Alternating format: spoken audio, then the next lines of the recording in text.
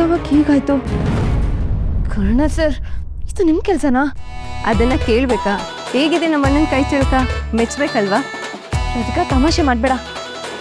ಯಾರಾದ್ರೂ ನೋಡಿ ಎಡವಟ್ ಆದ್ರೆ ನಾನೇನು ಮಾಡಲಿ? ಎಲ್ಲರೂ ನೋಡ್ತಾರೆ. ಮೆಹಂದಿ ಫಂಕ್ಷನಲ್ಲಿ ನಿನ್ನ ಕೈಯೇ ಸೆಂಟರ್ ಆಫ್ ಅಟ್ರಾಕ್ಷನ್ನು. ಅವಾಗ ಏನು ಮಾಡಬೇಕು ಅಂತ ಯೋಚನೆ ಮಾಡು. Good luck. ಕರ್ಣ ಸರ್,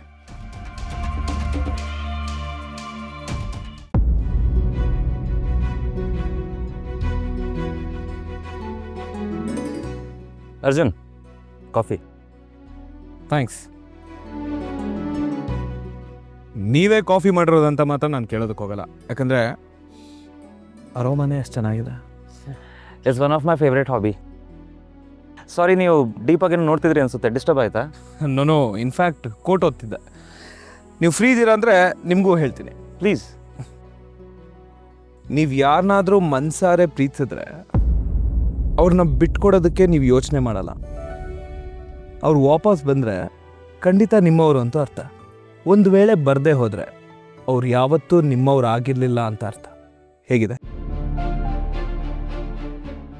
ಕೇಳೋದು ಚೆನ್ನಾಗಿದೆ, ಬಟ್ ಒಪ್ಕೊಳ್ಳೋದು ಕಷ್ಟ. ಯಾಕೆ ಇದು ನಿಮಗೆ ಸತ್ಯ ಅಂತ ಅನ್ಸಲ್ವಾ? ಒಂದಷ್ಟು ತಿಂಗಳು ಮುಂಚೆ ಹೇಳಿದಿದ್ರೆ ಒಪ್ಕೋತಿದ್ದೇನೋ, ಬಟ್ ಈಗಲ್ಲ. ನಿಜವಾಗ್ಲೂ ಪ್ರೀತಿ ಮಾಡಿದ್ರು ಇದನ್ನು ಒಪ್ಪಕ್ಕೆ ಸಾಧ್ಯನೇ ಇಲ್ಲ. ಅದೇಗ ಪ್ರೀತಿ ಅಂದರೆ ಬಿಟ್ಕೊಡೋದಲ್ಲ, ಪ್ರೀತಿಸ್ತರನ್ನ ಪಡ್ಕೊಳ್ಳೋದಕ್ಕೆ ನಮ್ಮ ಶಕ್ತಿ ಎಲ್ಲ ಉಪಯೋಗಿಸಿ ಹೋರಾಡೋದು. ಇಡೀ ಪ್ರಪಂಚ ನಮ್ಮ ವಿರುದ್ಧ ಇದ್ದರೂ ಸೋಲ್ ಒಪ್ಪದೇ ಇರೋದು. ಯಾಕಂದರೆ ಅಷ್ಟು ಸುಲಭವಾಗಿ ಬಿಟ್ಕೊಳ್ಳೋಕ್ಕೆ ಅವ್ರು ಯಾರೂ ಅಲ್ಲ. ಪ್ರೀತಿಸಿದ ಮೇಲೆ ಅವ್ರು ನಮ್ಮ ಜೀವ. ಅಂಥ ಜೀವ ಮತ್ತೆ ಸಿಗಲ್ಲ ಅನ್ನೋದು ನಮಗೆ ಮಾತ್ರ ಗೊತ್ತಿರುತ್ತೆ. ಯಾರಾದರೂ ಸರಿ, ಮತ್ತೆ ಇದೇ ರೀತಿ ಪ್ರೀತಿಸೋದು ಸಾಧ್ಯ ಇಲ್ಲ ಅಂತ ನಮಗೆ ಮಾತ್ರ ಗೊತ್ತಿರುತ್ತೆ. ಅಂದಮೇಲೆ ಹೇಗೆ ಬಿಟ್ಕೊಡ್ತೀರಾ? ಪ್ರೀತಿನ ಯಾವತ್ತೂ ಬಿಟ್ಕೊಡ್ಬಾರ್ದು. ಅದ್ಭುತ. ಕಾಫಿ ಮತ್ತು ನಿಮ್ಮ ಮಾತು ಸಖತ್ತಾಗಿದೆ.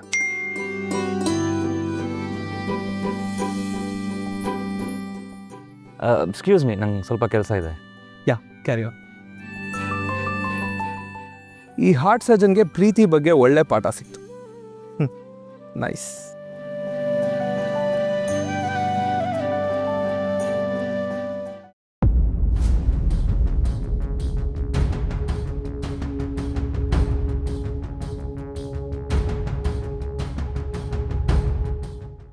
ಅಂತೂ ನನ್ನ ನೆನಪಾಗಿ ಮೆಸೇಜ್ ಮಾಡಿ ಕಳ್ಸ್ಕೊಂಡಿದ್ದೀರಾ ಅಂದರೆ ಏನೋ ವಿಷಯ ಸ್ಪೆಷಲ್ ಆಗಿರಬೇಕು.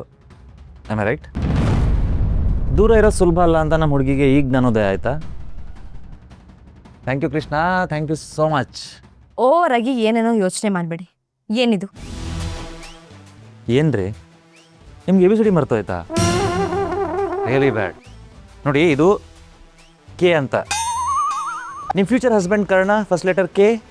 ಇದು ಚೆನ್ನಾಗಿದೆಲ್ಲ? ತಮಾಷೆ ಮಾಡಬೇಡಿ ಸರ್, ನನಗೆ ಕೆಟ್ಟು ಸಿಟ್ಟು ಬರ್ತಿದೆ. ಯಾರಾದರೂ ನೋಡಿದ್ರೆ ನಾನೇನು ಹೇಳಿ? ನಮ್ಮ ಯಜಮಾನ್ ಹೆಸರು ಅಂತ ಹೇಳಿ. ಸಿಂಪಲ್. ನಿಮಗೆ ಹೋಗಿ ಹೋಗಿ ಹೇಳ್ತಿದ್ದೀನಲ್ಲ, ಇದನ್ನ ಯಾಕೆ ಇಲ್ಲಿ ಬರೆದ್ರಿ?